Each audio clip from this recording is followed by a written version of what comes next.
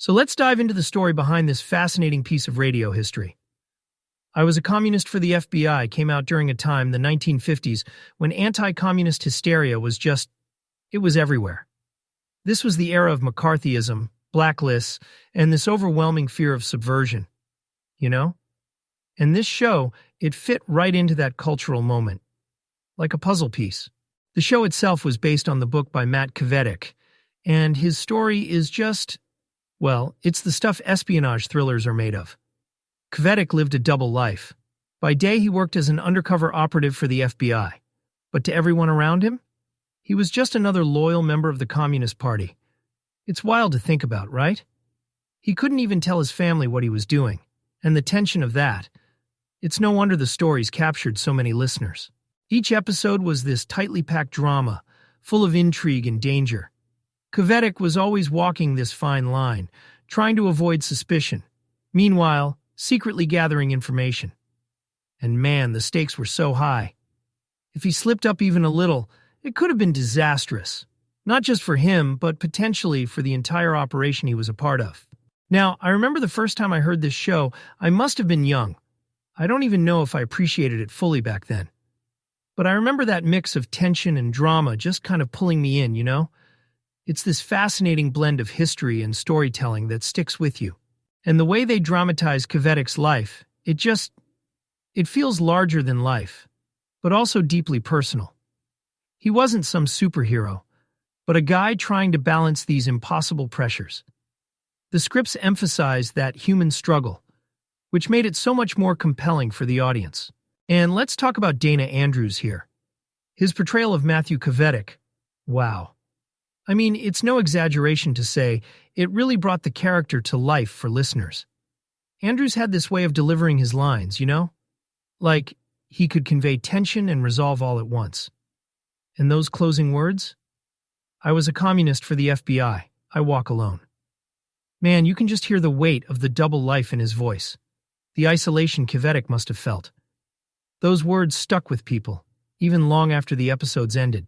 Now, behind the scenes, the production of the series itself had its own interesting story. Humphrey Camardella Productions, the team behind this, did an incredible job capturing the era's atmosphere. The pacing, sound design, even the narration, it all built this immersive experience. It's no surprise that by the end of 1952, the show was on over 600 stations. That kind of reach was massive back then. But here's what's fascinating. Over the years, I Was a Communist for the FBI made its way into the public domain. Now you can find episodes on platforms like archive.org, free for anyone to revisit. It's kind of neat when you think about it, right? These stories, which once fueled Cold War tensions, are now a piece of shared history, easily accessible. It's like they've taken on a new life in this digital age, connecting with listeners all over again. If there's one thing that stands out from episodes like Tour of Duty or The Red Octopus, it's this sense of high-stakes danger that just doesn't let up. Cvetic was constantly operating in these extreme conditions where even a single wrong move, one wrong word, could have jeopardized not only his life, but the entire operation. It's honestly hard to imagine living with that kind of pressure day in and day out. And it wasn't just the espionage, you know? It's the balance he had to maintain between his undercover life and his family. That's what makes his story so compelling. This constant juggling act. He couldn't tell his family the truth, couldn't let his guard down for even a moment. And the episodes show that, really show it, with these moments of tension where you just feel the isolation closing in. What's incredible is how these themes still resonate today. You look at modern storytelling, and these same elements pop up. High stakes, moral conflicts, personal sacrifice. It's something audiences keep coming back to, because at the heart of it all, it's about people navigating impossible choices. It's raw, it's human, and those are the stories that stick with us, you know?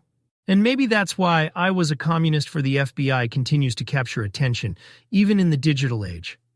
Cvetic's story, with all its drama and danger, is as relevant now as it was in the 50s. It's a reminder of how storytelling can bring us right into the thick of someone else's struggle, letting us feel their triumphs and their heartaches. And that, I think, is the magic of it all. Well, that's all for today. Thanks for joining me on this journey through the golden age of radio and the fascinating stories it gave us. Until next time, keep exploring, keep creating, and most of all, keep telling those stories. Take care.